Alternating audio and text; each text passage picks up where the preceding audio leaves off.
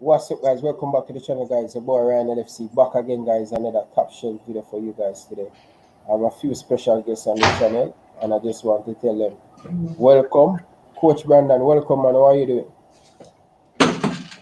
Sorry about that. Hi, how are you doing? I'm doing good, man. Happy to see you, man. It's been a while, bro. Oh, thank you so much for having me. And other panel, good afternoon as well. Same to you, Coach Brian. Good afternoon. Ryan Anderson. Nice to see you, Coach Karume. How we doing? Mr. Canadian, man. Mr. We do good. So, I know Coach Karume, you watched the game today. This is a Reggae Boyz thing. This is not an Arsenal thing. What are your thoughts on Ethan Pinnock? Monster. In block everything. In block everything that come across the box. And in possession, very calm, collective, and assured. And he know his role, and he play within his role. He don't play out of his way. You know, like you have some players who try to do things that is not in their scope. He does play what is required. Pull to the left, pick up the ball, play to the line. If not, he play to him central midfield. And out of possession, him tuck in, pick up and mark. Very good. And what I like mostly is the fact that him have a long throw that him can throw from field goal to the opposing goal easily. That means in terms of set play, you can utilize his strength in that capacity, and on corners, he's a threat in the box and head the ball very, very well. I want to tell you, if you were going to rate him for the game, I give him a 9.5. It's the first time rating somebody in any way. I either give you good or bad, you know. So I'm not one of them give you 1 to 10. I either give you good or bad. So him get a 9.5. He was so composed. Mine is still Arsenal were playing without any attacking threat up top. And they never was playing with a purpose, a direction. We were just playing some ball. Arsenal is my team. So we were just on the field of play. We were playing without a direction. No system of play, no pattern of play. I don't even know where we want to attack from. Most definitely Teddy Lee. Teddy Lee say he's our best defender, but why don't get so much love like a Damian Lowe or Leon Moore? Because a lot of Jamaican people say he will not start, he's not good enough, he's very slow. What do you have to say about that, Brian? Coach Brandon, what do you think about Ethan Pinnock? You know, I watched the game today, and he did play a very good game. Defensively, he won his 1v1s. His reading of the game was very well. In terms of him playing over a Damian Lowe or a Liam Moore, it's a very tricky question, you know. Would I play him over the both of them right now? No. Reason being, Damian Lowe and Liam Moore already formed a very good partnership. And then sometimes, you know, that defensive partnership is really hard to disrupt. And when you disrupt it, there will be consequences, you know. So as a coach, let Damian and Mr. Moore continue to build their partnership. If an injury occurs or something happens, God forbid, that is when you could inject Pinnock. Ryan, what do you think about Ethan Pinnock? Should he start in this Reggae Boyz team? I think he should. Because even if you don't want to disrupt the center back pairing, Ethan Pinnock is so good that he deserves to start. He's a strong center back. He's perfect for CONCACAF. He's perfect for the Octagonal. He's a perfect player to have against teams like Mexico, Honduras, El Salvador. He's not scared to go into a tackle. He's composed. He can play the ball forward. He knows how to pass. He knows how to read the game, knows how to read the offense, has a little bit of an offensive threat through throw-ins, set plays, corners. He's all you want out of a center back. And he's probably one of the best center backs in the region after watching that performance. And I knew he was good. But that performance shows you that he's probably one of the best center backs in the region, bar none. Probably top 5. most teams would be crying out for a player like him. So starting him would be a lot better. Well, the question I hear people mention the partnership between Leon Moore and Damian Lowe, and that is a fact as well, Brandon said, but I wouldn't want to disrupt it. I would have add to it. Why we couldn't play with three at the back? More team is playing with three at the back now in recent times. And if you look at the stats, even in the Gold Cup, teams are transforming from a back four to a back three. So it is an option to have. It's a good option to have from the bench if you're going to have that partnership, so you can bring him in. It's a good option to have if you want to play with Damian Lowe in front of them. You could play more. Ethan and Pinnock Lowe in front if you choose to play with a four, and then you play with Lowe in the front. Maybe, but I would rather play with a three at the back. One of the issue I have with the team is the fact that we don't play to our strength. Our strength is Andre Blake. Our strength is our defensive solidity. When you look at Costa Rica, one of the greatest things that Costa Rica do, they know that they have this goalkeeper. So then build them team around that and ensure, so guess what? We get players that have individual qualities, find a system, find a pattern of play, and then we need to add goal or two, and everything bank on Navas. If you look at Costa Rica team in the Gold Cup, they were a shadow of themselves without Navas. He won't be there forever, but at the same time, as long as he's there, he's going to make them superior better. So we don't utilize Blake properly.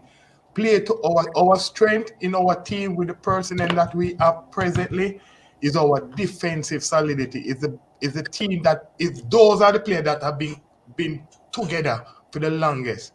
So when you bring Mikel and you bring Roof and you bring the other players that don't play together forever, you might have issues. So you build a team and players that have been together for a very longer time.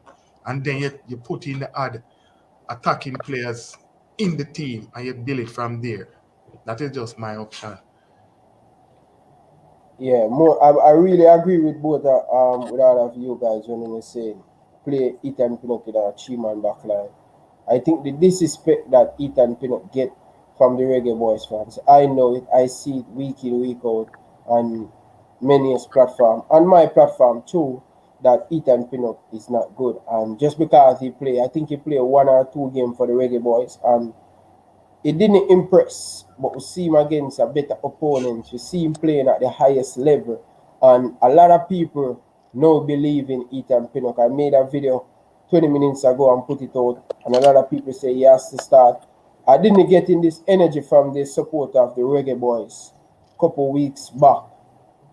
So I hope Coach Theodore Whitmore watching this game as well. Coach Karuma say, showing that long ball inside the box. That's the next weapon to use in CONCACAF.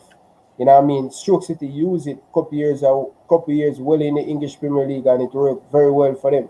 Bournemouth is a team use it, and one of the goals that come from a long throw inside the box. Today. And it was not him throwing the ball, but you can know that based on they're working on it. But he was in the box to block certain space. So they work on certain areas of the field. So scoring goal don't come from run-off play only. Scoring goal come from set plays. And if you have a team that can able to adapt to do it in World Cup qualifying, you're not going to score the 3, the 4, or the 5 goal. Maybe you're going to nick a goal here, you're going to score a goal there. It's more cat and mouse, slow, and you're going away, you're going to go to Mexico. You're not going to play open football. So you need that additional strength. So what will be our strength is our defensive solidity and height. So if we can utilize those abilities that we have, physicality too. The physicality, basically, right? So, but it all stems from what the coach going to do and what he plan to do. It's all based on that. Most definitely. Go for it, Ryan. Like, I was going to agree with that statement because I have to say I hate when I see teams waste set plays in any league, any game. I hate when I see teams waste set plays because you should take them and use them to your advantage. You're not going to be guaranteed a goal from open play, especially if you're playing a team that's just going to sit back on you and put everybody behind the ball. Once you get an opportunity, whether that be penalty, corner, or free kick or a throw in, you have to take it. And I hate when I see teams just don't do that. And it's a lot of teams who just say, yeah, we'll take the free kick, but if it goes over, it goes over. I don't like when teams just take their set pieces and don't practice them or get them down to a T. I don't like it. I think teams need to be more cognizant of the chances they get from set pieces and try to convert them as many as they can. Yes, Coach Brandon, you were missing for a long time. You should come on the show from the Gold Cup. And I'm going to put this question to you. What are your thoughts on the Reggae Boyz in the Gold Cup and what they need to improve to go to the World Cup? I think, from my opinion, I think the Reggae Boyz underachieved. As a fan and as a Jamaican, I was disappointed. But I believe that Coach Whitmore was, one, out-coached, but two, we waste our chances. All right? One, when I say out-coached, in terms of he took too long to make the substitutions. We were dominating the first 20, 22 minutes of the game. We took our foot off the gas. We allowed Kellen Acosta to get more touches on the ball, and also Busio. Those two players were very integral in USA's dominance in the midfield and also in the latter part of the game as well. Funny thing, I was watching the game at a watch along with some of my buddies, and I said to one of them, at the 60th minute mark, Tapa need to ring in the changes, make the first two changes of taking off Turgot and Flemings. Why? And then about 10 minutes later, we conceded a goal. Reason why I say we should have taken off Flemings earlier was because Flemings was tired. He put in a very good shift. And, as a result of that, he wasn't able to step out to that left-hand side and cut down the cross. Do you understand? And then when he finally made the changes, it was too late, And lastly, to my second point, I just think that Jamaica Football Federation need to be revamped.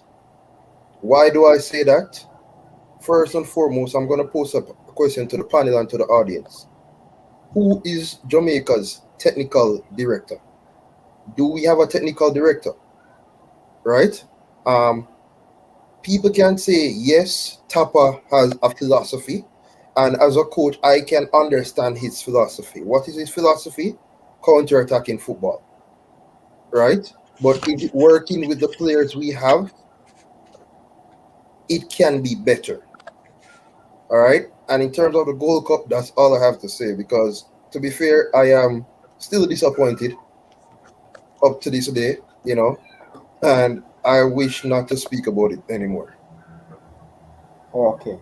So what do you think we need to improve to qualify for the World Cup? We have Mexico almost a month away. We have Panama, we have Costa Rica. What do you think we need to improve? Losing the disappointed against the United States. What do you think we need to improve to win a few games to qualify for the World Cup? Brandon. Yes, I'm here. Sorry about that. Yes, what is that we need to improve? Let's first off by saying we do have the players to qualify for the World Cup, right? We do have the players. What we really need to improve of is our system of play. Jamaica needs to establish a certain system of play. And secondly, we need to have a core group of players that we've said, okay, these are the players we're going to use for the qualifiers and to push us through to the World Cup. We need a core group of 12, 13 guys. I say, This is our guys. And thirdly, we need the support from the Federation and corporate Jamaica as well. Those are the three things Jamaica really need to qualify for the World Cup. Because quite frankly, JFF is not going to change Tapa anytime soon. So as a fan and a die-hearted Jamaican and supporter of the national team, you have to accept it. You have to understand JFF is not making any changes right now. So we just have to support Mr. Whitmore, but also corporate Jamaica and JFF need to support Tapa as well. When I say core player, we need at least 13 core player to qualify. But when you look at this team for the last, from Coach Theodore Whitmore take over the team, you have 16 or 14 player in this current team that play in the Gold Cup. They are core player. Agree, but okay, when I say core player, let me rephrase. We need quality core players, right? Michael Hector should not be a core player. Not to bash Hector, but Hector should not be playing nowhere in the Jamaica team. You understand? We have Andre Blake, 1. Kemar Lawrence, 2. Alvas, 3. Damian, Liam Moore. We need to introduce Pinnock. Give him more game time or let him be a regular face in the team as well. Coach Kwame, I totally agree with what you said earlier with the 3 in the back. You hit the nail spot on. You and I can talk about that at a different time, right? Devon Williams need to be in the team more often. He should be a core player. Leon Bailey, Turgot. I would keep Turgot in my team. Turgot's a good workhorse. He's not quality. Workhorse, but as a winger, you have to start to produce, man. Agree, but you're gonna need in CONCACAF, you're gonna need players coming off the bench like Turgot. All right, Bobby Reed, Gray. And I'm going to say something that's going to disrupt a lot of fans right now. I would drop Boza. I would drop Shamar Nicholson. Why? We're going to have Mikel. Okay, we don't have him as yet, but we should have Mikel Antonio. Mikel Antonio is going to be a core player. Right? Who else? What about Alva? These are some of the core players who have been. Some of the core players should not get called up back for this World Cup qualifier. I don't think they some of them good enough to be in the team. I think we really need to move on from some of our core players. And I'm gonna call another name as well, and I'm just gonna be blunt. O'Neal Fisher need to be dropped. Right? The reason why Fisher is good player, but he's MLS quality. He should not be a part of the national program moving forward. So there are a couple of core players that should be dropped, but we need a core group that Tapa said, these are my 13 guys I go to every single time. Makes sense. Coach Karumi. I was looking at a list of players, English-born players that we associate yourself with, and I was writing down their name about yesterday. And one of the issues I have personally is in terms of their documentation. I know you are more closer to the information. So like people, as I mentioned, people like Kemar Roof, Michael Anthony, Kevin Stewart, Jordan Cousin, Jamal Lowe, Anthony Grant, Casey Palmer. Those players have their documents. Call by the name and I tell you what documents. Kemar Roof, Michael Anthony, Kevin Stewart. Kemar Roof, I'm going to tell you, sir, listen. Kemar Roof have him Jamaican passport. Michael Anthony is supposed to get him Jamaican passport this week. I didn't get any news on that, so I'm yet to have a Jamaican passport. Kemar Roof have him Jamaican passport. Go again. Jamal Lowe. He have a Jamaican passport, but personal issue, that's why I never get called up in the Gold Cup squad. Anthony Grant. He have a Jamaican passport. Casey Palmer.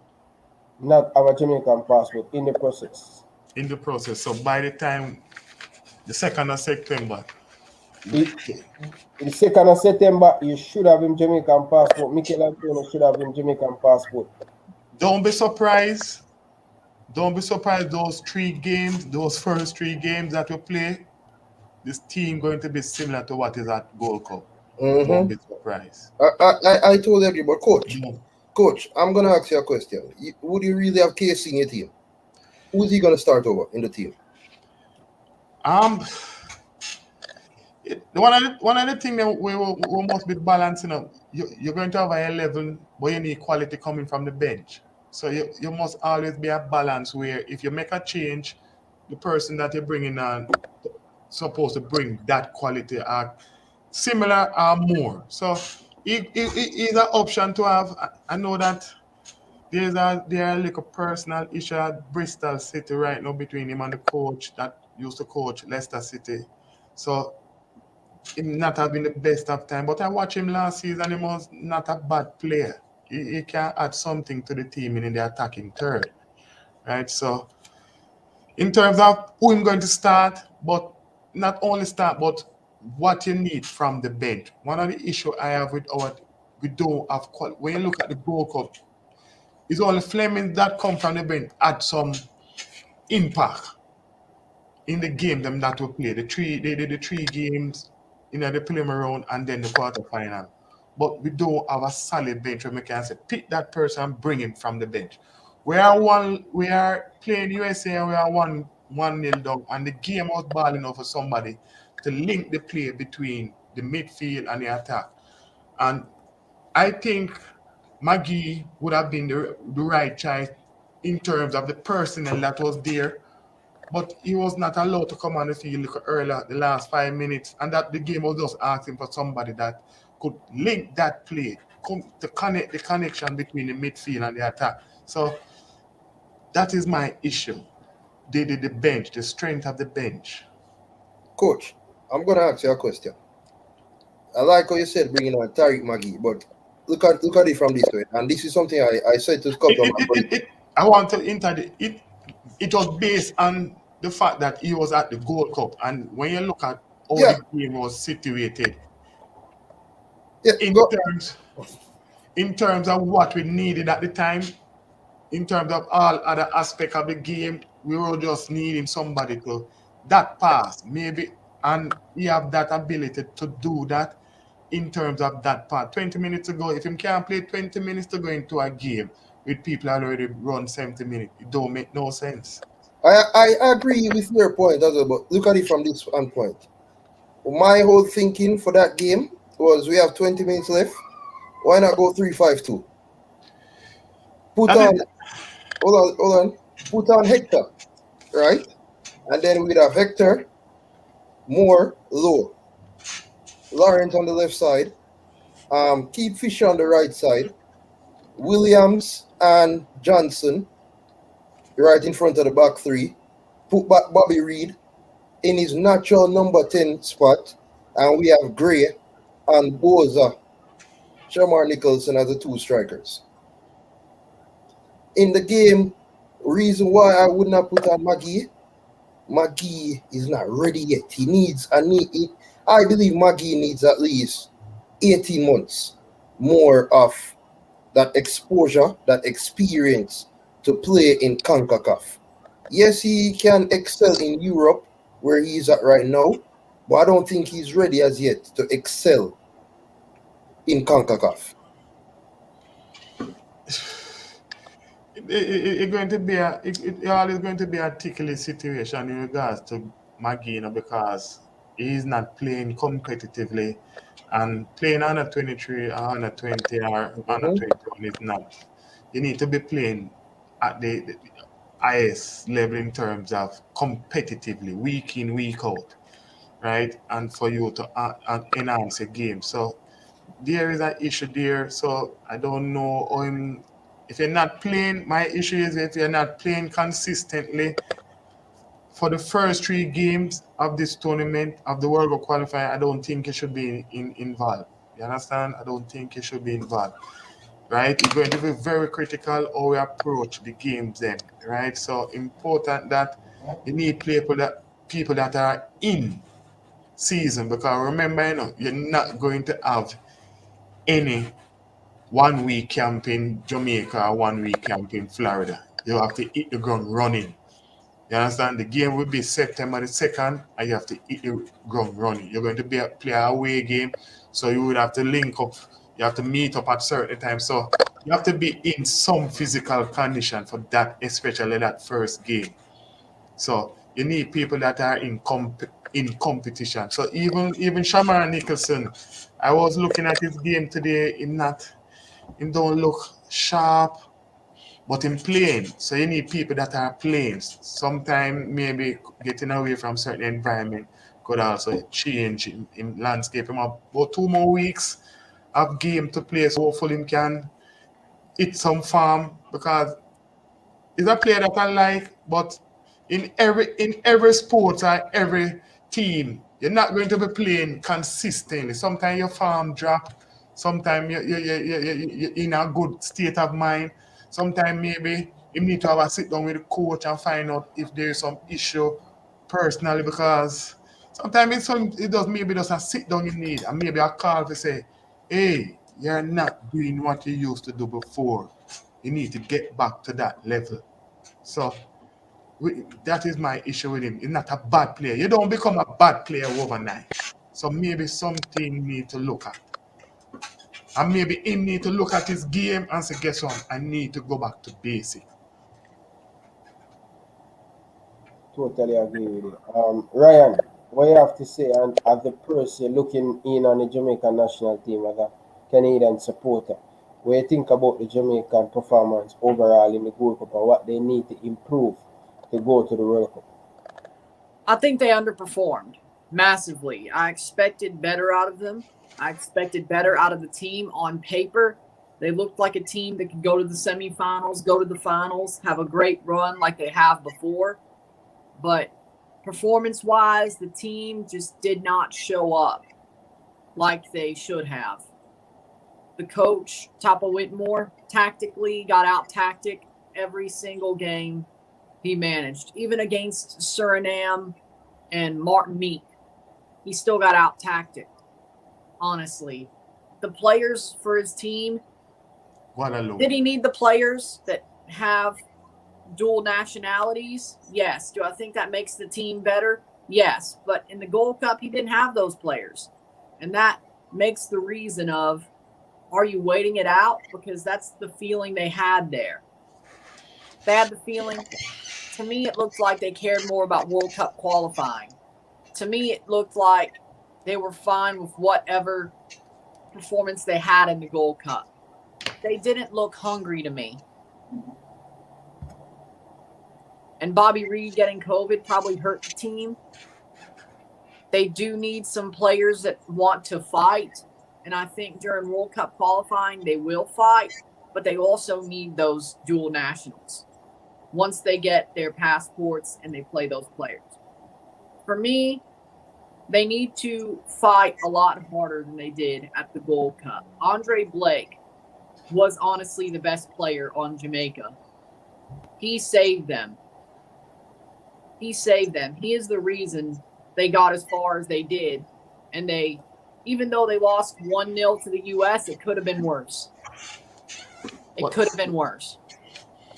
So, with that said, Andre Blake is the reason. So, that's what I feel. I hear a lot of people giving Turgot a lot of sticks in terms of his performance, and I find it strange because I don't hear nobody giving Leon Bailey any stick. Leon Bailey's performance was very poor, and not because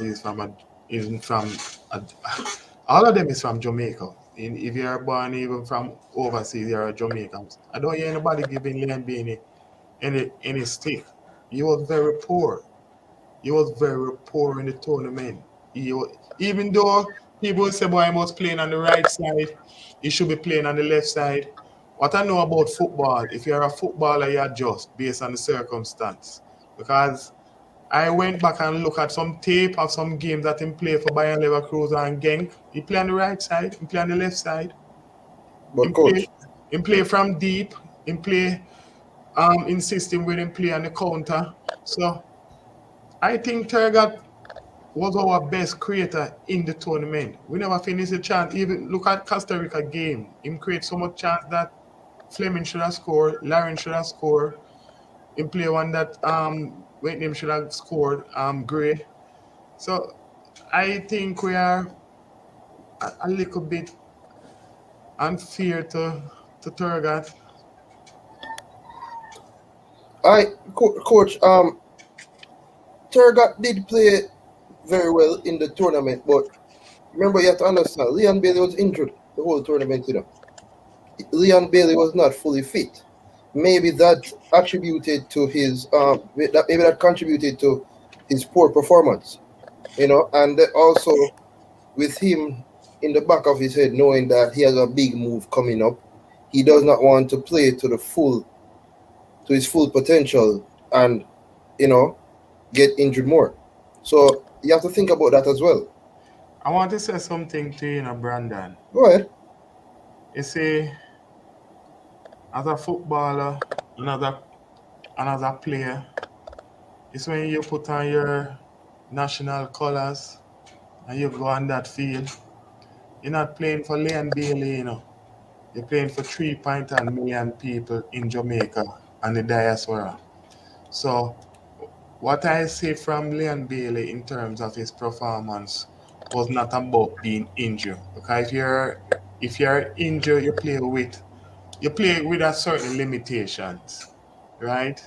So with that, you play to your strength, so you limit the weakness, right? So my issue was basically I never say enough. One I think when him play for Bayern level cruiser, you see more smile on his face. Him play with a more joy. You're not seeing that when him play for Jamaica. I don't know if there's an issue internally, but you're not seeing joy. You're not seeing when you're playing football, you have to have fun, right? And you're not playing and having fun. You understand? When him tackle him and him on the ground, him not hurrying up to get up. He more interesting to do fix him socks. So I don't know if it's just my opinion. I don't think him giving in enough. I think him need to give more. I might get a lot of stick for it, but it's also reality. You understand? You're a marquee player as a Ryan LFC says the poster boy. Poster boy turned up. When the game matters more, poster boy turned up. You have to turn up. Big players turn up at big times. Right? It's just my opinion. And for us to qualify for the World Cup, it will require the team and him including himself to give everything. Every single thing. To give everything. You understand? So it's not about barely going to save us for qualification. It will require the team, the JFF, the team, the supporting cast behind the team going to make us qualify if we qualify. And it won't be an easy task. Yeah, most definitely, man. The poster boy need to step up, whether I'm have injured or not. Every single time he play for Jamaica, I'm injured.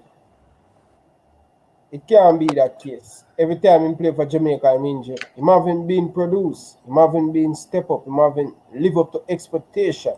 And we need to see our superstar live up to expectation. We need to see him start to perform. I know Leon Bailey from him playing for Jamaica. He made me have to go back and watch the clippings. He made me have to go back and watch the game. He wow me.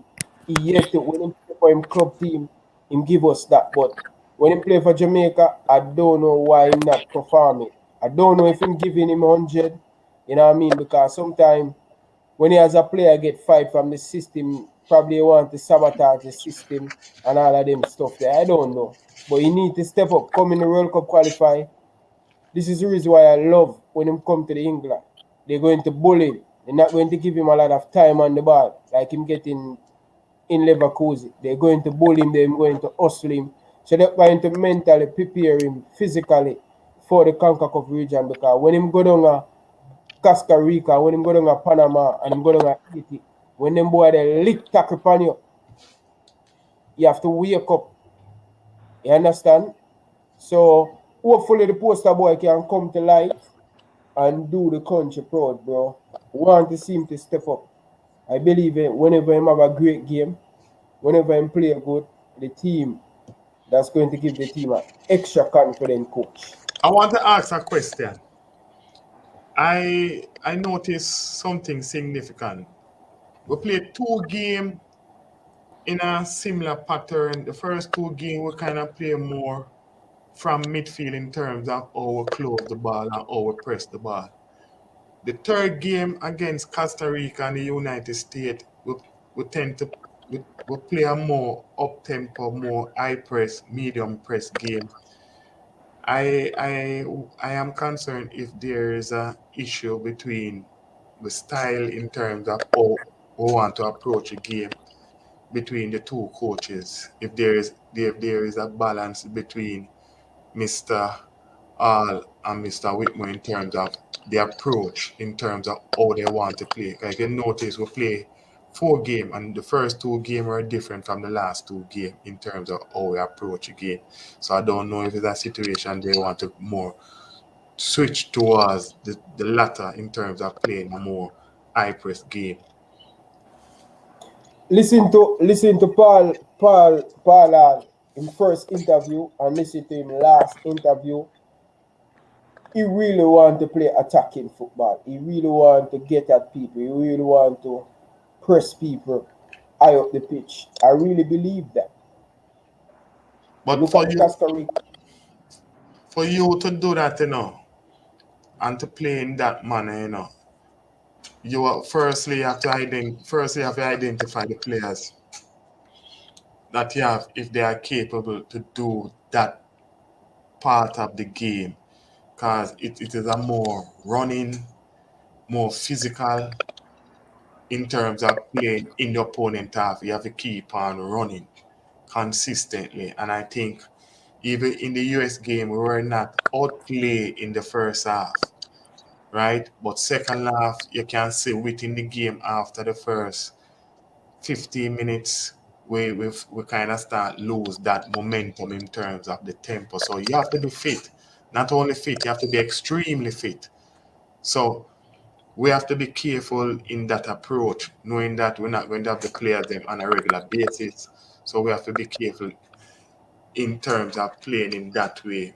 Going away to Mexico, no crowd in the stadium at high altitude is a situation where we might have to adjust our game and play more on the counter. I don't know, but it's something to look at. If you're going to play high press, you have to be careful. You have to find those players that are willing to work for each other consistently. Agree with you on that. Everybody have to pull out the unit.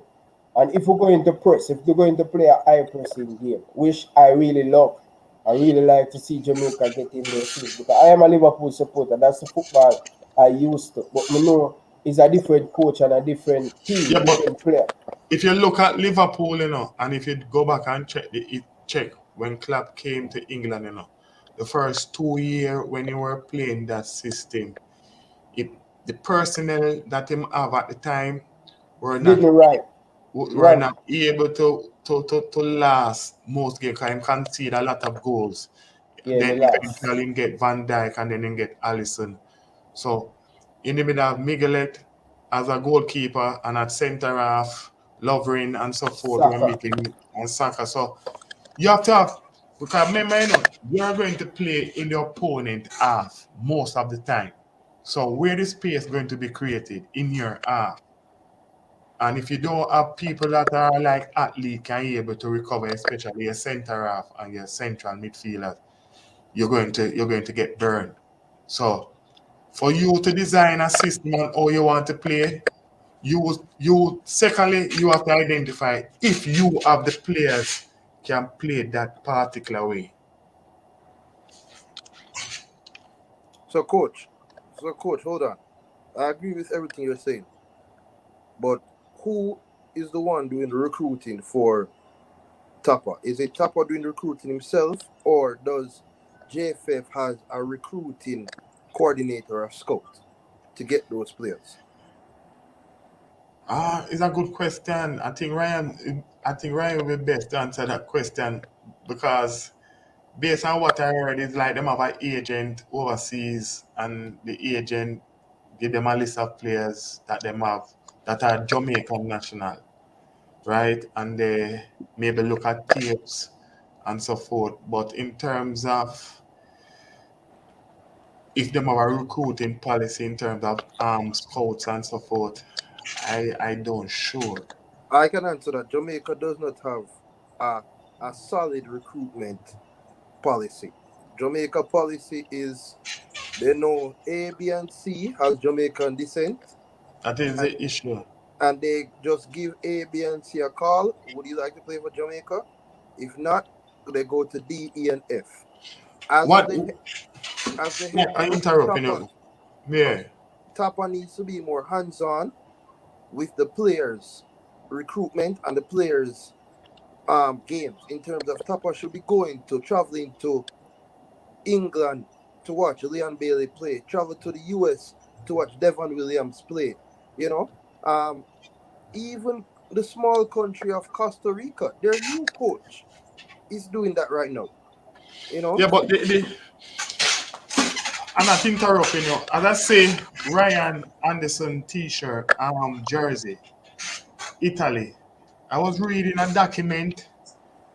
Oh, Mancini was appointed. He was not the first, second, or third choice. You know, the president of the Italian Federation, they do assessment with Mancini and the next person, and they watch the World Cup qualifier that they never make 2018 and look at the game them that they play, video analysts, and then one of the things them stood out for them is the fact that most of the time when they are defending, they tend to defend in their half. And the president said, I want to go away from that. I want to go away from that type of playing. I want to be the team that be the aggressor. I want to be the man. I want to be the person that in people face. And Mancini was approved and he said to them, all right, that is what you want. I can give you that. But here what we have to do. We have to go around, as I say, Brandon, we have to find players that fit the system. It can't be that Tom, Harry, and Dick are Jamaican, we just break them. The coach must be the one that says, guess what? I want to play like very aggressive. So whichever player you bring in, they have to be athlete. They have to be good on the ball. They have to can make good passes. They have to can make good decisions. Yes, you're a Jamaican, but I need players that can fit what I'm going to do. If I'm going to play on the counter, I need central midfielder. So when I win possession, they can spray at 25, 35, 40-yard pass accurately in the channel, in the space. So in not just saying this, so I want to play counter-attacking football, right? You can't play counter-attacking football if you don't have a player that can make that 40-yard pass. You can't play aggressive football if you don't have players that are athletes that are going to run, constantly running, RUN. So, as I said, Brandon, what we mostly do is like, these are some Jamaicans. Just use them, man, because they're Jamaican. It should not be that. The coach must identify, I want to play this way. Even though I want to play this way, but me a plan B too. But this is how I want to play, so we have to find these players. So as I said, that is the issue. That is the main issue. Like, we just Jamaican and we just bring them. Brandon, you're right, you know. We need to get Coach Theodore Whitmore in England. We have so much people, we have so much past player in England. The JFF cannot say, listen, you know, we have Coach Theodore Whitmore, we want him to come and spend 2 months, we want to come and spend 3. We pay half of the bill, but we need him to get around in England because most of our players, you know, if we look at it, you know, most of our players in England, they are in one place. Yeah, but at the same time, Ryan, Theodore Whitmore is not a baby, you know. It's not a baby. He must decide what he want to, you know. You're a leader. Remember, you know, you getting all of the stick, you know. It's you. When the header roll, you know, it's your header roll first, you know. So you must design what you need. Same like how him come out in recent time, I say, him been asking for video analysts, I need a next assistant, a masseuse. So you have to lead from the front. You have to put your manifesto on the table and say, this is my manifesto. This is what me need to do. Not in 1 month going into World Cup, we'll be there talking about that. As a Jamaican and as a supporter, I should be here saying to you, Ryan, we are ready. We are ready. We are ready? No, we are not ready. And we're not, I don't want anybody fool themselves. We are not ready.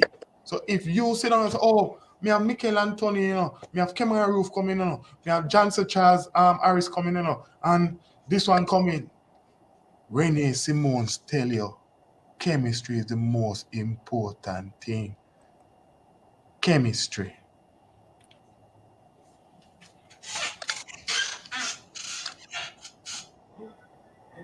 Go for it, Ryan. Which I agree with this point, which is where we were going to go with what should a national team manager do? What is their duties? I agree with this. A national team manager should scout the players that he could scout. He should go to all the countries that his players are playing and watch the players. Now, if they're locked in, like an Alphonso Davies, if you're Canada, you don't have to go to Germany to watch him every week. But if you're looking at players like Liam Miller, you go to Charlton. No, he went to Basel. You go to Switzerland to watch Liam Miller play. You go to Canada to watch players like Theo Bair. You go to Portugal to watch Steven Eustáquio. You go to other countries to see players that you could pick up that aren't through your youth levels. But the thing about Canada that is amazing is the Excel program that John Herdman is heading. The youth programs are tied into the senior team. The way they play, the way they find players, the way they teach their players, the way they grow these players, it's all connected. And that's the way it should be. Who lead that program? One coach, the head coach of the main national team, should be the leader of the situation every level of football. From U12 to the senior team should be the leader. That person is a technical director. And he's a technical director and the head coach. Jamaica does not have a technical director. So hold on there. Brian. Hold on there, Brian. So what you say? The technical director is supposed to be the head coach? Yes, I think so. Well, yes, he can. The technical director can be the head coach, or you could also have a technical director he's just a technical director and you have a head coach. But we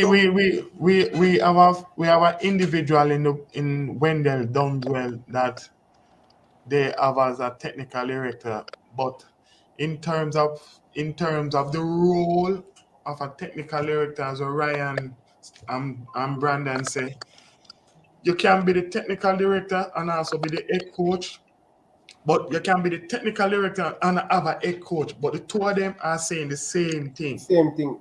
They are saying the same thing as Ryan said.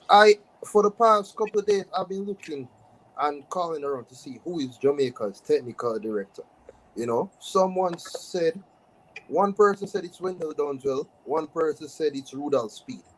He is the head of the technical committee. It's words and head of the technical committee that make recommendation to exactly. So, and then I went to find out that Jamaica does not have a technical director.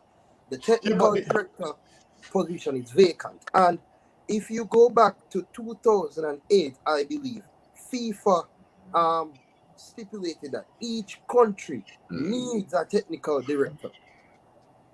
You know, you could go back and look into it. You know, I was just speaking to the former president of the Belize Football Association, and he said to me, you know, back in 2008, FIFA stipulated every country needs a technical director. And that's the problem with Jamaica football right now. We do not have the right people in place to bring the national team forward. Yes, we may have the players, but we don't have the right people in the right positions to take the team to the next step. Agreed. So, Ryan, they were cutting it off. So, go back to what you're saying about the Canadian. I want to get a really good idea of something going on in Canada.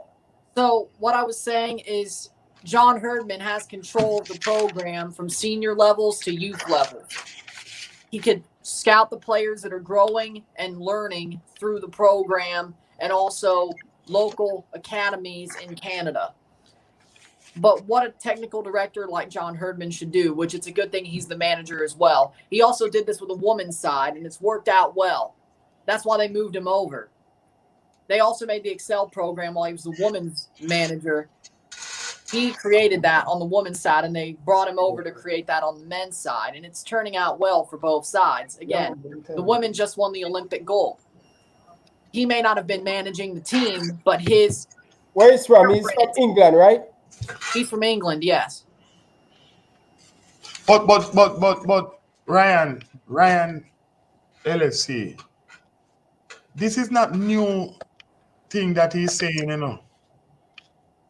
1998 when Renee, so I'm not going back, you know, but we have the blueprint, you know. And I say to you already, the blueprint was already set by Renee Simons, you know. When Renee Simons come 1994 and we're starting this program, you know, we play USA and we lost 3-0 at the National Stadium. And after that night of that interview, he mentioned about playing and how to play. And he said that the players that him have cannot play in a back four system. He would have to find something that suit the players. And him think that playing with 3, because the type of players that we are strong and we more interested in marking. We are not players that know to defend in zone at the time. Right? So he create a blueprint, and within the blueprint, and if I'm wrong, you can go and do your research. He implement that every team in Jamaica play a 3-5-2 system. School team, college team, Premier League team. And so you can go and ask Andrew Price and Is that true, Coach Karumi? Eh? Me young them time there. That's what I'm saying to you. That's what I'm saying to you. You can go ask some person that was around at that time, right? He's correct. He's correct. I'm telling you. I was around. When I was at GC Foster, right? Most of the coaches there, and we had a coach named Grandson Hutchinson, firm believer of Renee Simons, right? That man respected Renee Simons to the ground. And the same thing what coach is saying now is the same thing that he implemented at 3-5-2, and he said that that is the blueprint to take Jamaica football forward. You know, yeah, coach is correct, man.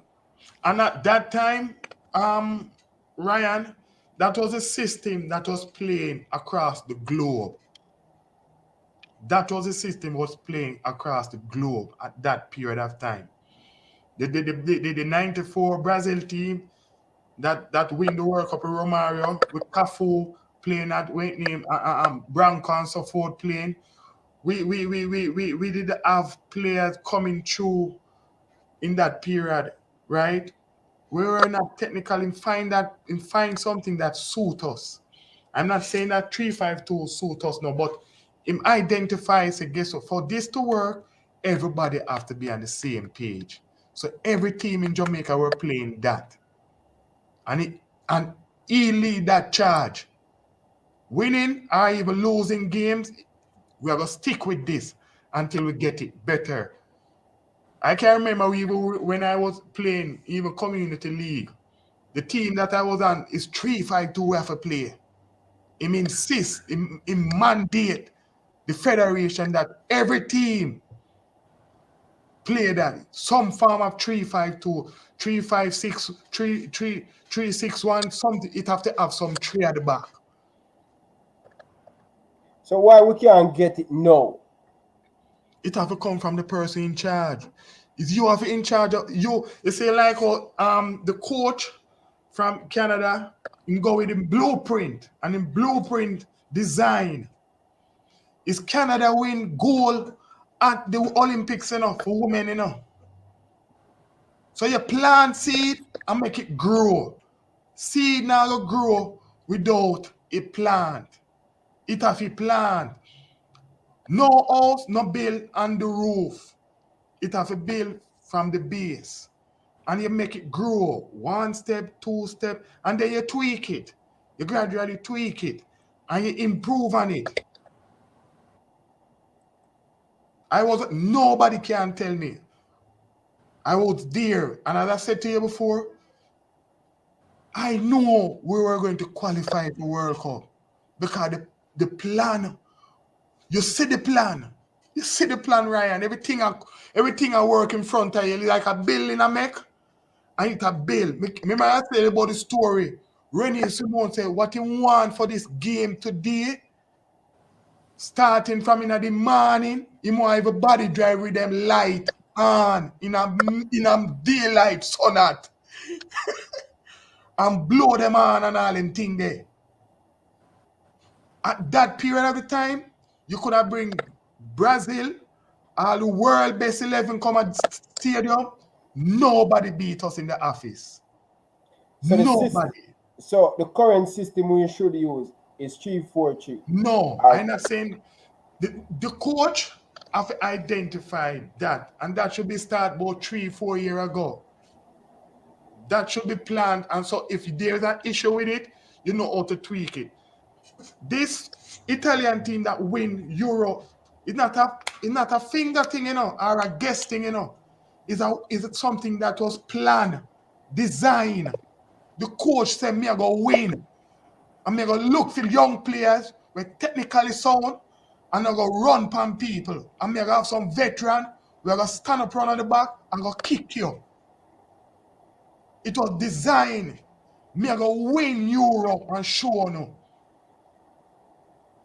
And him plan it, and him play, and him play, and him play, and him stick to the 4-3-3, and him press and close people, and him get people fitted, people that are athletes, who can run, technically good, young, vibrant, energetic. Think about Italy. You know Italy team now. We never know Italy team before. Locatelli, Chiesa, Barella. Everybody know. All we usually know is Insigne because of in time of Napoli. Yep. The team now is built around young, vibrant, energetic, creative. You ever see an Italian team in that mode before? It was more Catananos, sit down, score one goal, lock the city and throw the key. But everything starts with the identity of the coach where you need. I can't tell you what you don't need. He have to know that. You have instant where you play a game where you can't be the aggressor. You have to be the reactor. But you have a blueprint. Say, this is my blueprint because you have to respect opponent, but you don't fear them. So you have to create that. So it's not a today thing. It's a thing where you're supposed to be doing 3 or 4 years ago. And this thing about getting up and say, guess what? We have a lot of English players coming down and we're supposed to. It don't work like that. It don't work like that. You have to put system in place and work on it. Find a player who fit this. You find a next better one who fit that one there. And then you make adjustment gradually. What we are doing now, we are open to guess what? These English players that we have, they can come good and we can get a result. I stop live a hope road. Welcome, Coach Devon, man. I'm coming to you after coming to you, Devon. So welcome, and I really appreciate you coming. Evening. All right, Karumi, how you doing, man? Fine. Ryan, because Ryan teach me something new about Canada. I really want to know some of the things that the Canadian head coach put in place. So continue, Ryan. So from every level, again, as it said, they play the same formation. Now that they're playing a 3-5-2 like they did in the Gold Cup, I think that's going to be preferred So now they're going to start moving towards the 3-5-2, because at first, during the World Cup qualifiers and all that, or at least the first couple of games, it was a 4-3-3. But as the year went on, they switched more to a 5-3 or 3-5-2 for Canada. So the youth will play that level to get acclimated to that system. Once they get higher levels, they get more used to that performance, to play that way. Now, the problem with that could be the clubs, because it's not lockstep where they play. But I do think over time, when it comes to football, you could see that a lot of teams are either playing a 4-3-3 or a 3-5-2. That's where it is right now. I've seen a lot of teams going back to 3-5-2 recently over the 4-3-3. So I think it can help. I think they'll be fine there, the youth players. But Canada has the same system throughout the ranks, women and men, because they have the system to where they bring these players up, they grow these players. They have talent. They have a lot of talent. Whether they play in Europe, whether they play in Canada, they have talent. They can grow talent, just like Davies, just like Cavallini, just like Eustachio. Now they brought him in, but he had Canadian citizenship. He has talent. He's one of the best players in CONCACAF right now. They bring, and yes, they do bring in dual nationals, but they scout. They go and see these players. Some Jamaica doesn't do. They do have these names, but they watch these players. They see if they fit the system. They don't just go around willy-nilly, because in football, that's one thing you cannot do. You have to have a plan, as Coach Karume said, and Canada has a plan. You have to follow the plan to succeed, especially nationally. Club-wise, you need a plan, but, well, actually you do, because Toronto was absolutely horrible trying to jump into a 4-3-3 pressing, and they didn't have the players to do it. But you have to have a plan. You can't just go somewhere and say, I want to change this. I want to play this way. You can't do that. You have to have the foundations, and you have to slowly get there as time goes on, and that's what Canada has done, women and men, under John Herdman, and then with the women under Herdman, Hunter Moeller, and Bev Priestman. That's what they've done. So with that said, the system is helping Canada succeed. That's why they've grown. It's not because they've gotten Alphonso Davies. It's not just because Alphonso Davies and Jonathan David. They've had a system that helped this team grow in talent, and they found players that fit this team, because 2019, only 2 years ago, we were still not a great team. The Gold Cup in 2019, we weren't great. They still were forming into this juggernaut that they are now. They were still not that great. And people thought, oh, Davies is awesome. David is awesome. Osorio. This Canada team in 2021, they're pretty much, they're top three. They're a juggernaut in this confederation now, to me. Especially when Davies and David get back. But even with their depth, they didn't have depth in 2019. It took 2 years for that depth to come up because of the plan, the Excel program. Coach Devon, over to you, Coach. Before you get started, Coach Devon, one of the things that amazed me with the Canadian team when I watch them against Mexico, them tenacity. One time when you watch Canada team, them don't in your face. Them now, there's a lot of scuffling in the game with the Mexican. Them now back down. That was not Canada. So them build confidence through them playing, so them become more confident in them aggression. If you can move Buckingham or from right name right wing back or left wing back and put him up top to play closer to the forward and get that goal, you know you have a team that can make any form of adjustment through the system that you create. Because each player know the other person role, so them can adjust and fit in. That's why you have a system that way you create from day one. Not just when you create this system, as Ryan said, you're going to win at first, But once you believe in it and you build it, the end result going to be awesome. We don't build a system out here. So we only go off our hope.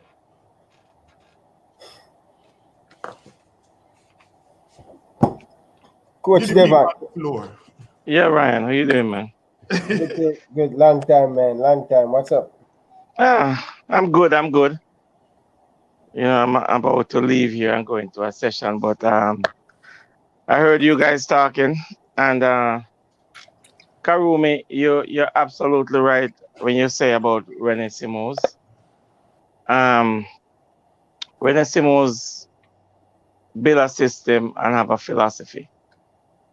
The same thing with the Canada team. John Herdman, he has young players. I'm not saying that they are the greatest player, but they are talented player, and they believe in him and they will play for him. And he has a philosophy, and they bought into the philosophy. And this is why this Canadian team is doing so well. If you look at when the team plays, everybody plays together. If they're pressing, everybody press. The whole 10 men outfield is pressing together. If they're not pressing, everybody is on the same page, says, listen, we're going to low block, we're going to drop off, or we're going to low block. And they play in spurts. If you look at their game, you analyze their game in 15s, every 15 minutes. So this 15, they will press you and upset you so you don't get to relax and play. The next 15 minutes, they will drop off, low block, and they're chill. You think they're chilling, but what they're doing is they're getting for the second win. And in the last 15 minutes coming up to halftime, they put it on you again. And that's how they play. First 15, last 15, first 15, last 15. Last 15, yes. Yeah. And they work together. And this is the thing with, okay, the Jamaican team, based on talent, on paper, I think the Jamaican team have a better team than the Canadian team. Okay? But can we play together? Can we work together when we're pressing? I saw a little bit of togetherness when we play the Costa Rican and the US team. But unfortunately, it did not go our way. Why can't we adopt that principle and play like that? Okay, Jamaicans are some of the fastest people on earth. And if we can work together with that speed that we have and the talent, we can be a force to reckon with. Now, when you look at the formation that we're playing, I'm not saying it suits the team, but if I have something to do with it, when you look at the defenders that we have, Moore, Lowe, Ethan Pinnock, Adrian Maraapa, Michael Hector, those are 5 central defenders. Okay? I would employ the 3-5-2. And the reason why I will employ the 3-5-2, I will use my wing backs, Kemal Lawrence, and whosoever on the right. It can either be, Alvas is there now, which I have my views. I think that kid from Vancouver, Javian Brown. I think Javian Brown is a nice, excellent player, and I think he can come into this team. Now you would have to play them as fullback. So when you defend, they play from box to box. When you defend, you drop them back, and you defend as a 5-4-1. Okay, so but I am not the coach. I can't tell the coach what to do. The coach has to look at the personnel he have and employ whatever strategy he wants to employ. But I think if Jamaica gets it right going into this World Cup, we can create a lot of problems for team. You know, I have no doubt about it.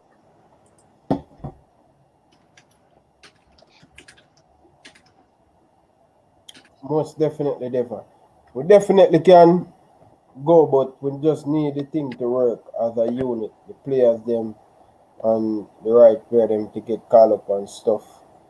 You know what I mean? Because we really have a good team. We really have a good team. We just need to see the player them put away their chance whenever they get it. You know what I mean? That's one of the things kinda let us down this Gold Cup. We didn't clinical enough and put away our chance. So hopefully come nearly 2.5 weeks leave for our first game in the World Cup qualifier. So against Mexico, without no fans, I'm really looking forward to see that. Yeah, you have to be lethal in front of goal. Um, the personnel that I'm hearing that's coming into the team, you know, the Antonio, the Roof, you know, they're quality players and they're coming with a lot of experience. So I'm pretty much sure they can help this team. But whatever formation Tapper is gonna employ, then it's up to him. He must know the personnel he have at hand and what they can do, and try to create something.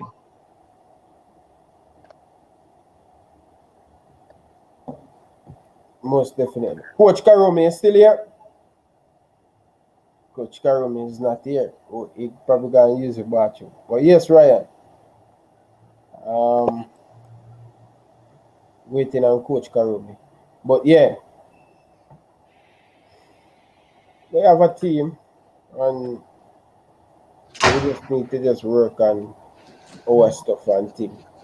We still believe that we can qualify if we put away our chance. That's going to be very important. Put away our chance. Cannot get I'm I'm 10 and I'm 15. honestly I'm not too worried, about the team. The only thing we need, I think in the middle of the park, we need a good defensive midfielder. Jamaica is not short on attacking talent. We have a lot of attacking talent, but we need somebody who can protect the back two, And if and that's where our problem comes in. But I think it will be fixed going into the World Cup qualifiers. It will be fixed because there are personnels who's supposed to be coming in, and these are top quality defensive midfielders. So I think everything will be fine. I mean, if you're gonna base the Gold Cup off what we're gonna do in the World Cup qualifier, I would think that it's unfair because when you look at it, the Gold Cup was a mock exam to what's gonna happen in the World Cup qualifiers, and but we fail a mock exam. they we okay. When you say we fail it, what were your expectation of the No, Jamaica national team in the Gold Cup? not my expectation. I'm going off of the expectation of the court. The court said this thing have been allowed in from 2017, and he want to win this Gold Cup. So based on his comments, I am saying, that mean I have a team can win this tournament, right? So based on that, we fail. We As fail a miserably. okay. Um, We struggle to beat Suriname. We struggle to beat if if Guadeloupe. I don't know, I never heard him say that. If I mean, I don't know if he was Remember sign the team, misquoted. eh? I don't know if he was misquoted or No, a slip of the tongue. But no, but if you look at the team, Karumi, we haven't done anything, any preparation. We haven't prepared properly for this Gold Cup because yeah, the Japan tour, to me, I think the Japan tour was a disaster, because from the senior players start pulling out at the Japan tour, I have my doubts that the tour is gonna go on well. And before then, the US game, the same thing happened. So we haven't had our core players per se for those two tours, you know. And when you look at playing standpoint, the Gold Cup, playing those games in the Gold Cup, the preliminary and get to the knockout, that was our we treated like friendly games to get the players used to each other. So we could not win this Gold Cup. And I got a lot of beat and I got a lot of stick for that when I said that. People saying, what are you saying? What are you talking about? We're gonna win the Gold Cup. I said, no, we're not. But I am happy that we get to the knockout phase because that's what I was expecting. We come out of the group stage, get to the knockout stage. At least we get some games under our belt, and the coach can look at the team and evaluate the team.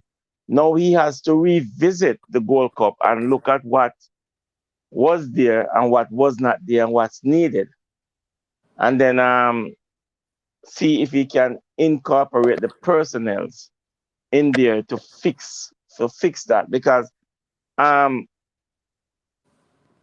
honestly, this Jamaica team, if we get it right,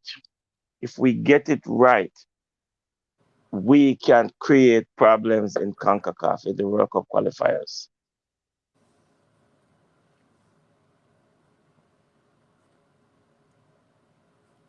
I agree with that. You see that word, if, that 2-letter word is a very important word. The word. optimum word, yeah. But right, my coach Devon, and we all want Jamaica to do great. We all want Jamaica to go good. But I'm a realistic, I live for today. You understand? I don't in the up or the pessimistic, the realistic. I only can watch what is in front of us, and what is in front of us it look gloom, and I don't like them shut me up. I don't have Jamaica to qualify, so I'm one of those on the block. So people might go and chop off me, but I'm giving it as it is. I'm a realistic. We are not doing what team do to qualify. What are your top four? Just say what are your top four right now, you think?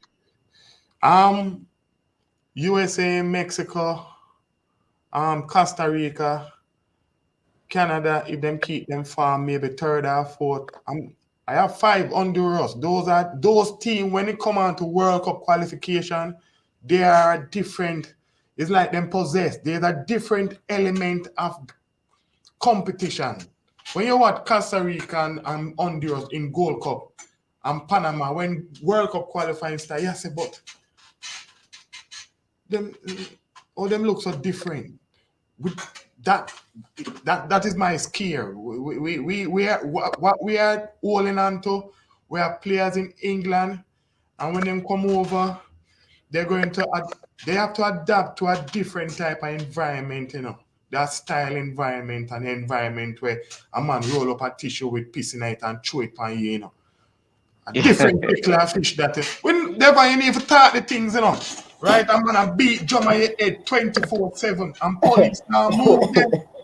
World Cup qualifying in our region, on a normal thing, Come around and talk about baby thing, And Karumi. Can you leave Jamaica and you go Honduras? You're at the airport and wait for about 5 hours before them clear. Now that you're going to wait for about 10 hours, you have COVID situation, them are going to milk you. And Karumi, you're right, I always say the Jamaican fans, we are too nice. When a team come from Central America, we put them up in the Holiday Inn. Yes. Around you understand? Listen, when we go over to Mexico, the hotel that we stayed in, You have 5,000 fans out there singing all night and beating drums. You can't sleep. That's why my disappointment, and I'm about 2 minutes left. My disappointment with my coach, he have been there and done that and know that. So he's not like somebody that never qualified. The only time Jamaica ever qualified, he was part of that team. And he know what it takes. And Karumi, to be frank, this is the same thing I said. Tapper know what it takes, and Paul Hall know what it takes. You have to show it. I think the two of them is working around the clock to get things right, and I am hoping that them can shut me up. Things will come right, you know. But a lot of people don't give him any credit. I give him credit. They said he does not have a style, and he have this boring thing that we sit back, soak up pressure with. I mean, Jose Mourinho is one of the greatest coach, and he employed the same system, and it brings him results. I mean, I think I have this Jamaica team in the top 4. And I think my coach will deliver. Tapper will deliver. Ryan, I want to say something. First off, I saw a comment from Chris Smith saying Coach Karume has more passion than Tapa Whitmore, and I believe that in the chat. Said you have more passion. I believe it. And then for me, I have Jamaica fighting for 4th. I have Honduras and Jamaica fighting it out for that 4th spot. And you see the disappointment of El Salvador in this Gold Cup only going to make them better. They are my dark horse, you know, to qualify or even make people have problem, you know. Not going to be easy, you know, Ryans. No. Karumi, listen. This World Cup qualifiers is the toughest schedule ever in CONCACAF history. It won't be easy. The first six games is gonna be the stepping stone where we get from there. The first 6 games. Because if we can get out of the first 6 games with, say, 10 points, we will qualify. But it's going to be tough. Basically, the way I see the Octo, the first 3 windows, that's when you make your second half predictions. Even though there's 8 games in the first 3 windows, 7's the halfway point. For me, I look at it this way. Your performance through the first 3 windows, the September, October, November windows, you have to look at those performances. And at that point, you have to say, where are we and what can we get to? And it's a hard schedule for every team, not just Jamaica, not just Canada, not just USA, not just Costa Rica. It's a hard schedule for every team. It's tough. Because of the 3 games in 2 weeks in the first 2, and then you have the 2 games in November. The September and October windows are the hard windows, really hard. And then January and March are the same way, especially January, considering most of the players that are playing will be on off season, or at least half of them. Yeah, Ryan, you know World Cup qualifiers normally happen over what? 18 months to 2 years? Yes, but COVID. It's 6 months. It's 6 months. 14 games in 6 months. Yeah, that's not an easy thing to do. Yeah, but Coach Devon, there is no excuse, because we know the situation from last year, what's going to happen this year.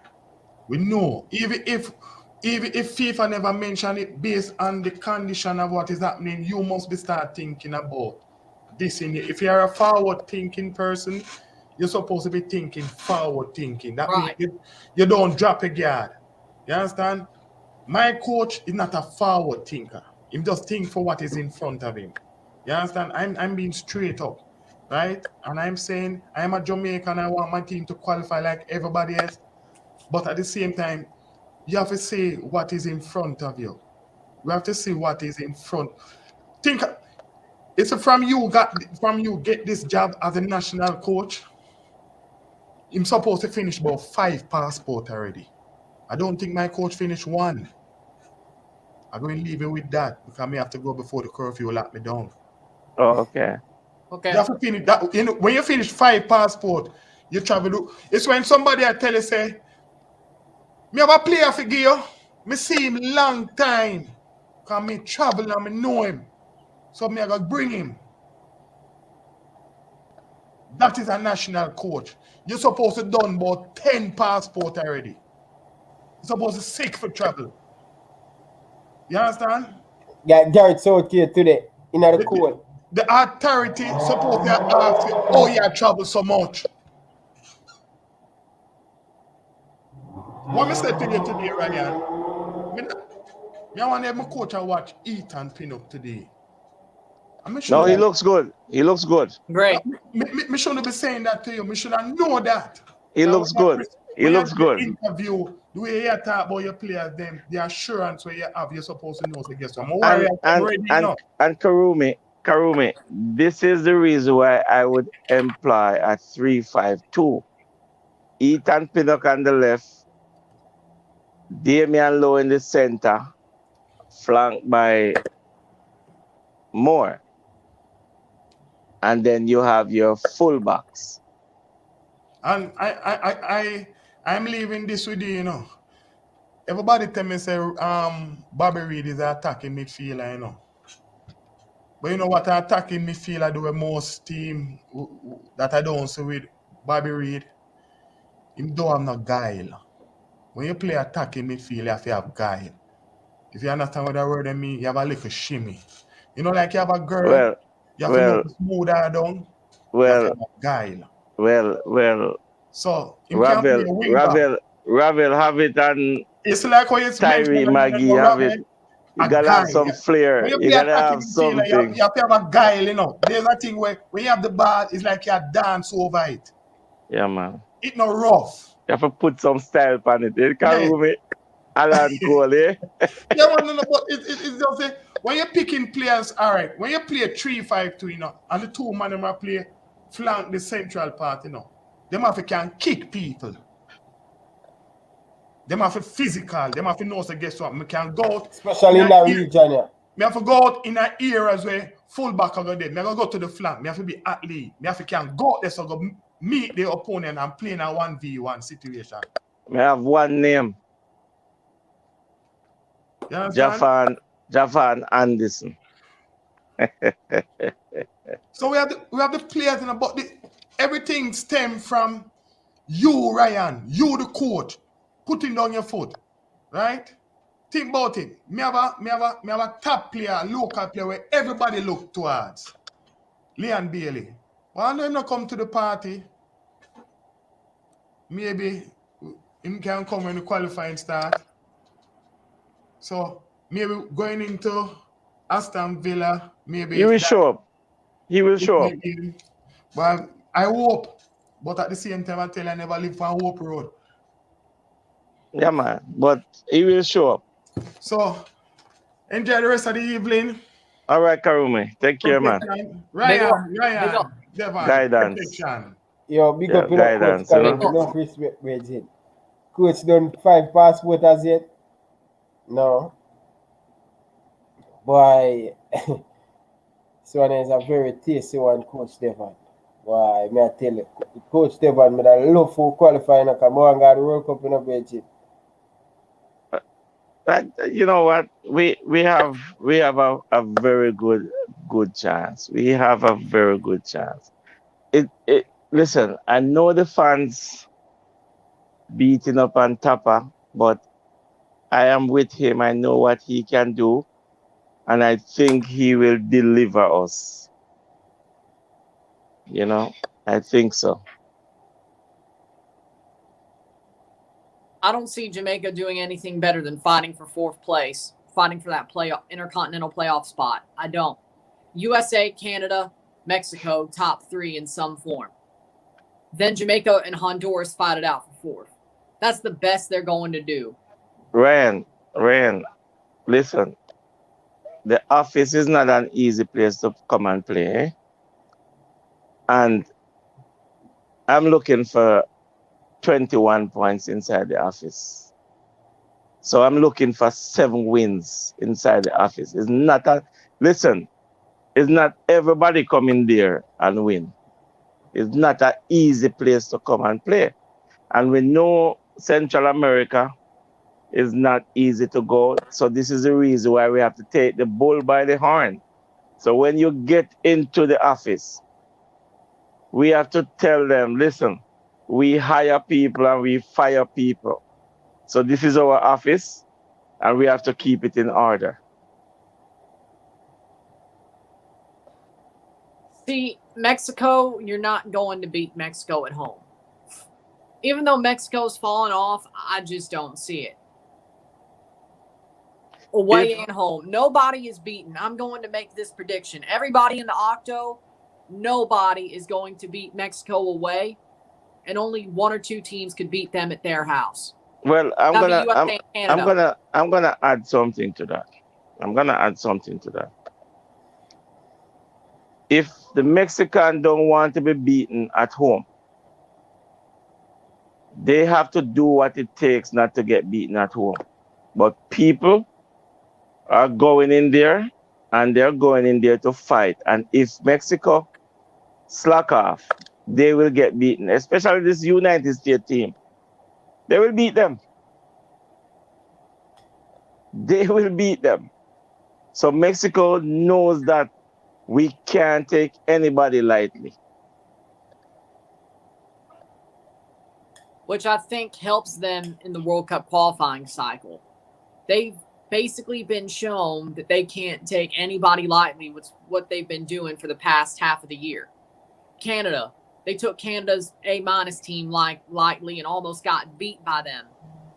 Canada played them. They stepped to them. It's not like they stayed back and got that result because they just stayed back in the Gold Cup semifinal. No, they went to them and played them. They stepped to them. The USA beat them twice in 2 finals. I think.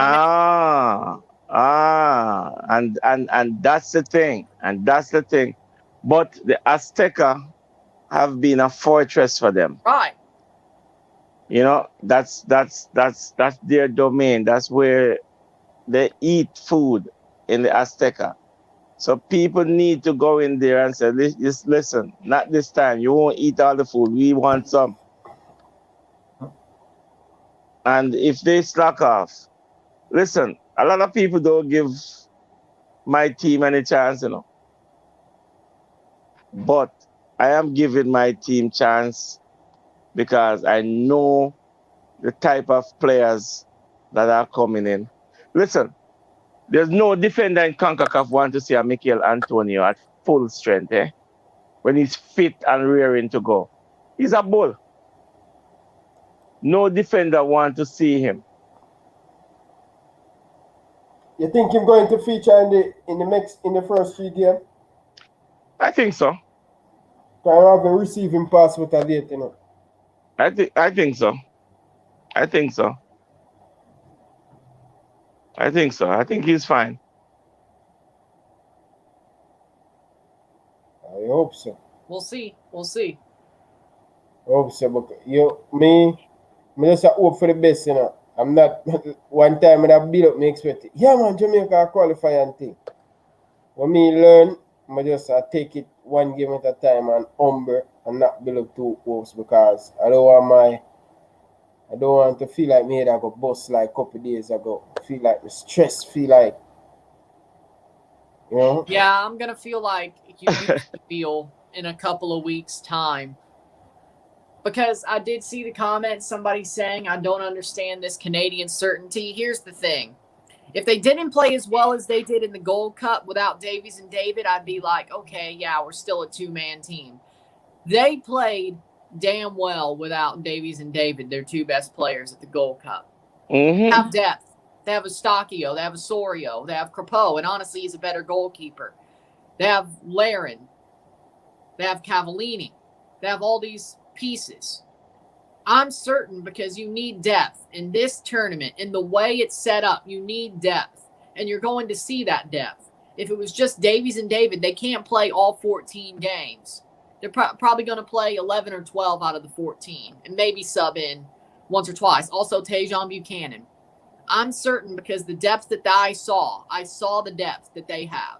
And even during the Haiti tie and during the last 2 games against Suriname and Aruba, they had depth.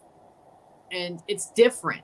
This isn't a team that's just Davies, David, and Laren or Cavallini. It has multiple names. It's kind of like Italy in the Euros. Yes, there are players that are better who have more focus, but the team is the star. The team is the star. And that's why I'm certain. And maybe they let me down, but I'm certain because I believe in the depth that they have and the performances they've put on all this year. Even when they've lost, they've dominated. They've looked good.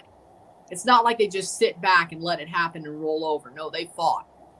They're a team that plays together. They fight for each other. They leave no man behind. Everybody works hard. And this is what you want in a team. You know, the Canadian team I am excited about this Canadian team. I am. I am too. You know, so if anybody think that they're going to go in there and people's going to walk over them, no. They're going to go and fight to the death.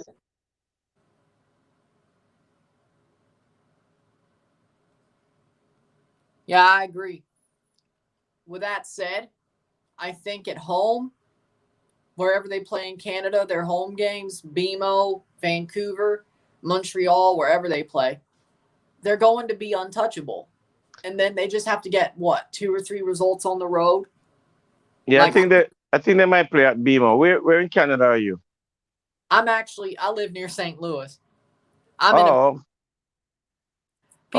are shocked about that, but I live near St. Louis. But yeah, they should be playing their first 4 games at BMO. Then after that, we don't know. The other 3 home games.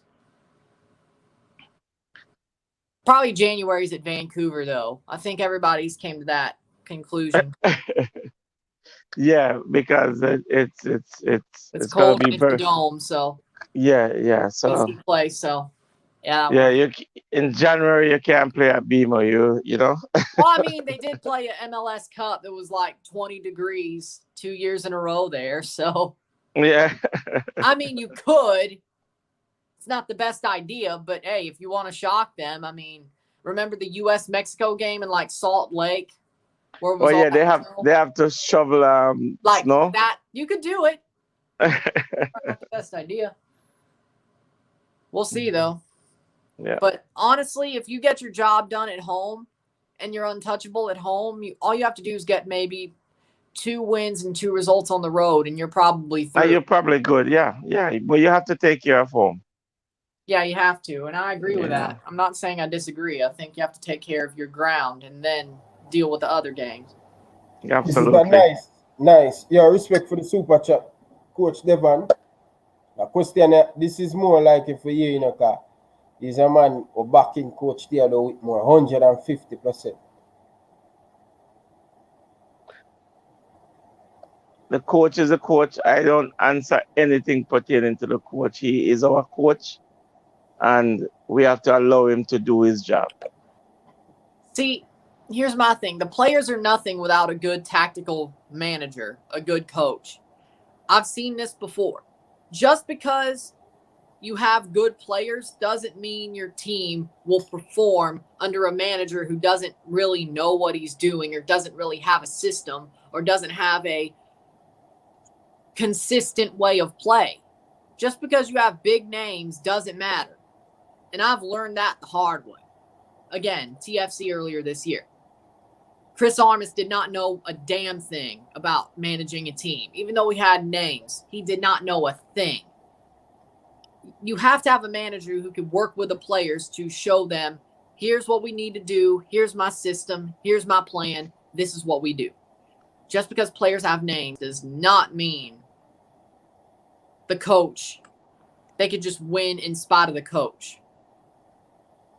You're right, You're right, because every great team you know over the years, Devon, when you look at it, every good team, the coach make a big difference. Why Manchester United will never win the Premier League or never win the big trophy? Because they don't have a proper manager. Same thing at Arsenal. The coach in 90% of the team them across the world, coach make a difference.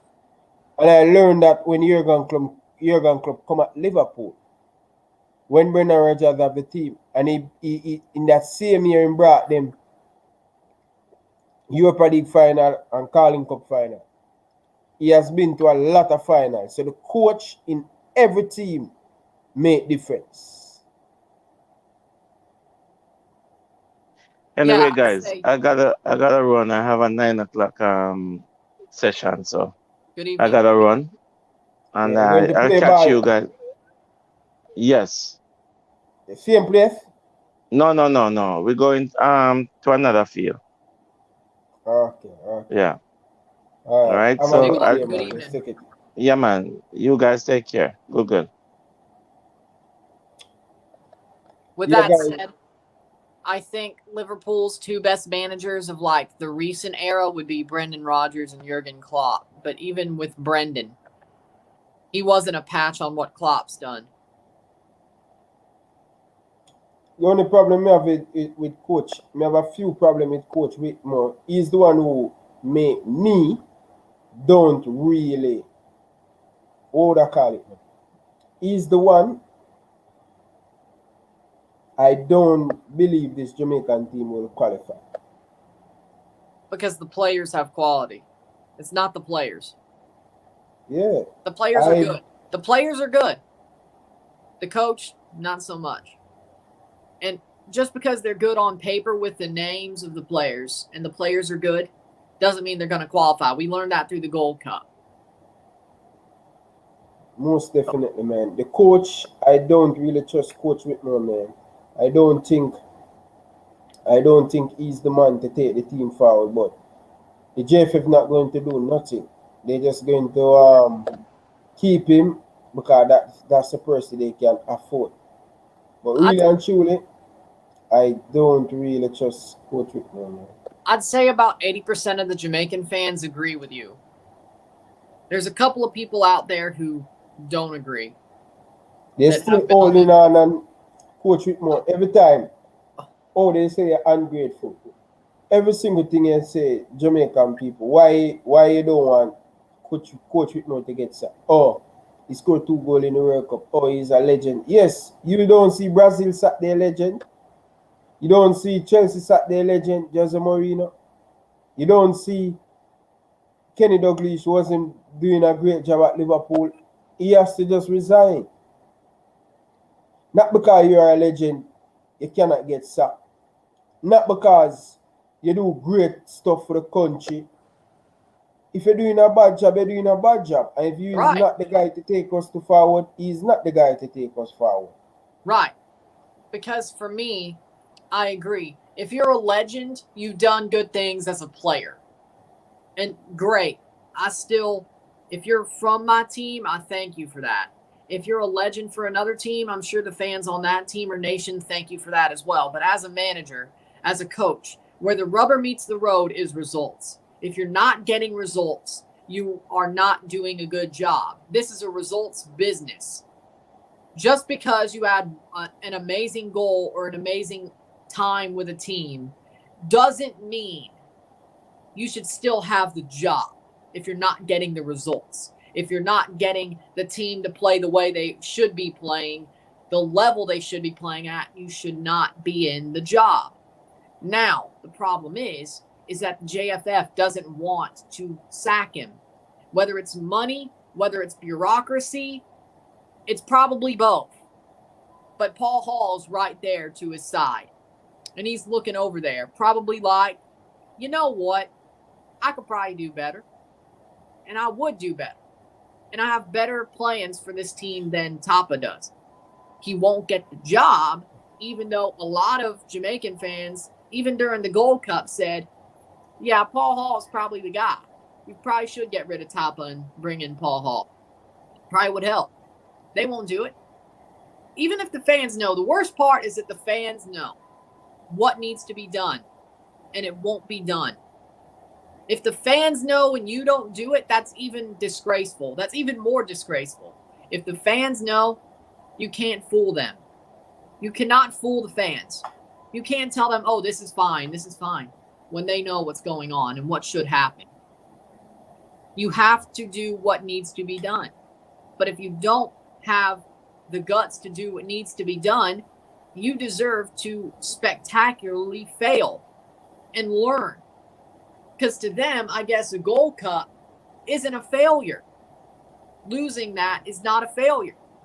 But not making the World Cup with the players that they have, the JFF, they are going to feel failure. This is 100 times bigger, 100 times more magnified. If they fail and not even get to the Intercontinental playoff, there's going to be some hell to pay from the fan base because they already know what should be done. Everybody who knows football is saying the exact same thing. If you know, you know. So if you fail, there's going to be hell to pay. That is exactly what it is. So do what is needed. The fact that they're standing pat is just stupid. You got to do what needs to be done. And if you fail, you deserve it. You deserve everything that comes to you if you fail. I agree with you, man. 100% I agree with you. Everybody know what to do. What's the difference? Giving Coach Theodore Whitmore 3 games. He loses 3 games. We fire him. Does that make sense? Why not change it now? How long you take Ryan to know a player? I would say it takes about half a month, about 3 or 4 games to really know a player once you bring them in. I think you give them some buffer room to, if they make a mistake or have a disaster class, that's fine. You let them go. If you bring in a player and they're not great, their first game, okay, jitters, put them out there again. You have about a month to prove to me that you are worth what they say you are worth. If I was a manager, you have a month, 4 games, 5 games, depending on what's in that month. If you do not prove to me why you are worth if it's a club, what I paid for you, or if it's a country, what I brought you in for, I'm going to drop you. And if you need mental help, get it. If you're not playing well, train. Show me in training why I should bring you back up. But after a month, you need to look at it and say, you're not doing what I thought you would be doing. This is not what you have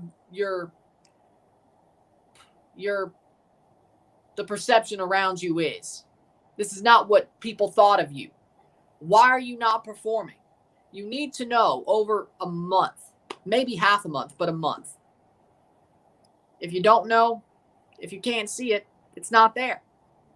You have to give them time, but not so much time as to where it cripples your season or cripples your tournament. You have to, and sometimes it has to change depending on what time frame the tournament is or the season is.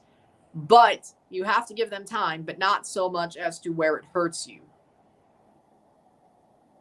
But you have to have the guts to stand there and say, you're not doing enough. You're not what I thought you were. You're not as good as people made you out to be. Why are you not performing this way? I have to drop you. It's nothing personal. But you're not performing the way that needs to be performed. You have to be dropped. Maybe off the bench you could do something, but you have to be dropped. And you have to show me through training why I should bring you back into the team and give you another chance. So, Ryan, we have in Jamaica, the government don't really support football unless they are winning. Me live in Canada, I don't really know much about Canada. Is the government help the Canadian national team? There's a reason they don't have many friendlies. Canada's government it's a government program, Canada Soccer. So they only have so much money to spend on friendlies and player development. So what they've done with their budget has been amazing. But it's not like Jamaica where they don't support it. It's that the money that goes to that federation is through the government, exactly through the government. It is a government program. Ottawa, it's in the budget. Ottawa sends the money that they can. Sometimes it's less, sometimes it's more. There's a reason there's not many friendlies, especially for the men. For the women, since they've been more successful, of course, there'll be more friendlies for them. As the men get more successful and there's more of, if there's more success, they'll get more friendlies. But as it stands, there were more resources to the women because they were the better team for a long time. And they still arguably are, considering they won the gold medal and the men have just... So the girls team get more money. They get more money for putting for them federation. As it stands, yes. As it stands, yes. Wow. So some of the football pitch, the government own it. Well, BMO Field is owned by the Ontario government, so yes. BMO Field, that's where Toronto play, right? Right. So the government own that. Yes. Wow. So what Toronto FC do? They pay rent? It's Maple Leaf Sports and Entertainment pay Ontario a fee to use it. So what, anything else? The Argos also play there, so yeah. And then when that's where Canada play their home game? Most of them, yes. BMO Field. BMO Field. BMO Field. Yeah. I want to go to the Jamaican game, you know. Probably be awesome. Yeah, I'm going to the Jamaican game, and I'll probably go to a few more of the World Cup qualifier game of Canada. Okay. I really want to go to the stadium, man. BMO's a nice stadium, unless you're talking about Jamaica's stadium. So. Yeah, I was when I was coming to Canada, I drive past it. It's so pretty, man. Yeah. And I it's think gonna be awesome. some hockey center the downtown side of it, across the road. Yeah. I have to say it's awesome that it'll be part of the World Cup because that means it'll get even more upgrades. The 2026 World Cup, so around 2024, I guess they'll start upgrading the north end, which is what they were planning on doing because it doesn't really look like much at this point, but the stadium will be upgraded, so that'll be good. I like that CONCACAF is starting to... I think the thing about CONCACAF as well is they're taking football more serious, especially now that the World Cup is going to be in the CONCACAF region in 2026, which is, I think, makes the World Cup qualifying harder. Like, honestly, even though I have predictions and I think I'm right, this is probably the least sure I've been on predictions when it comes to the World Cup qualifying in CONCACAF in a while. Because it used to be obvious who's going to go qualify automatically, who's in the playoff, who's going to miss. Except 2016, but the U.S. choked. Nobody expected that, but... Yeah. That's why I want the Jamaican government, to get involved and, to help support the national team. Cause definitely can help, but they don't really see it makes sense to put money in the football in Jamaica, because one of the next thing to give the government to give the Jamaican Federation money, nobody trusts them. Right. I don't think the Jamaican Federation, if they were given money, are going to use it for footballing reasons. I think it's going to go to most of it's going to go to the Confederation's board to line their pockets. Now, I will say this. When the Reggae Girls made the World Cup, there was rumblings after they made the World Cup that it was possible they would dissolve. At least that's what I heard before. But the fact that they were treated like that when it was after the World Cup and making it to the 2019 Women's World Cup. That was just the fact that was even a thought. Oh, it was Olympic qualifying. That's the next 2020. That's where I heard it. Wasn't it? Yeah. Yeah, it was Olympic qualifying. Yeah, nobody trusts them, bro. Up to when the girl them qualify, they said, be a problem for the girl them to get them money, bro. Like, they should have been paid more. Like, they should have directed more to the reggae girls after they made the Women's World Cup, but they didn't. Like, how? That's horrible. Like, you have to, once your teams are succeeding, you have to give them support. That's how it works. Is the Canadian national team, is the government come and meet the player them and stuff? The government meet the players? Yeah. I've heard, yeah. Okay. They've met with the players, and they've also, I think, of course, the Canada women are going to have a day on Parliament Hill soon, I bet. That's in Oshawa. Ottawa. Ottawa. I think they'll be in Ottawa at some point for winning the gold medal.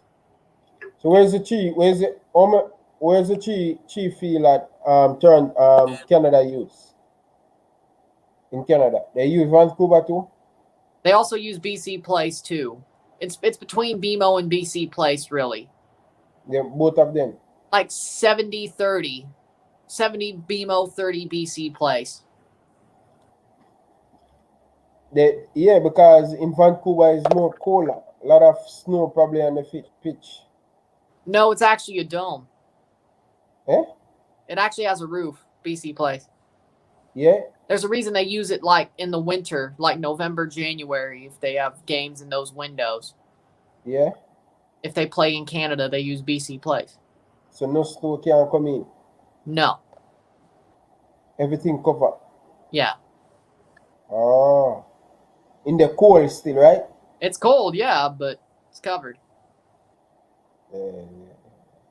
I'm really looking forward, man. When I just come and nail it to go and watch the Toronto Raptors versus LA, it was like $600 for the ticket. Wow. Yeah. Damn. Did you get good seats or were they like nosebleeds? Like they see them what they were giving. It's like we up $600 like nosebleeds. Yeah. Damn. I knew Leafs games were bad. I didn't know Raptors games were. Yeah, a lot of money, man. They to go to the NBA, you know. It's more money. It's more money for go watch a football match, you know. True. In the NBA, it's very expensive, you know. One ticket of $400. Yeah. Wow. As I said, I knew the Leafs were bad. I knew it was like $600 to go to a Leafs game. Like mostly it's suits. Yeah. Didn't know the Raptors. Yeah. My boy mess up himself, man. Kaya, you should stay in Toronto, bro. You should never go back home, bro. Toronto's a nice city, but if you have family in Jamaica, I mean, you're going to go see them time from time. I don't really get that comment. Yeah. But guys, I want to tell you guys, thank you very much for coming.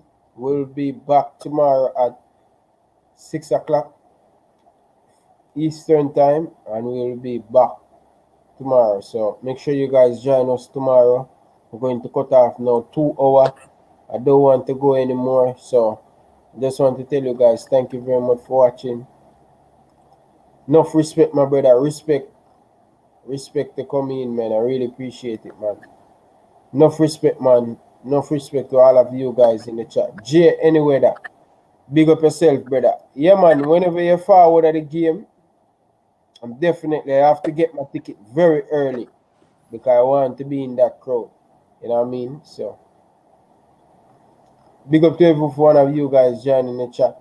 Just want to tell you guys, thank you very much for watching. Big up. I really appreciate it. Until next time, from your boy Ryan LFC, I like to say peace out. Thanks for watching. Peace.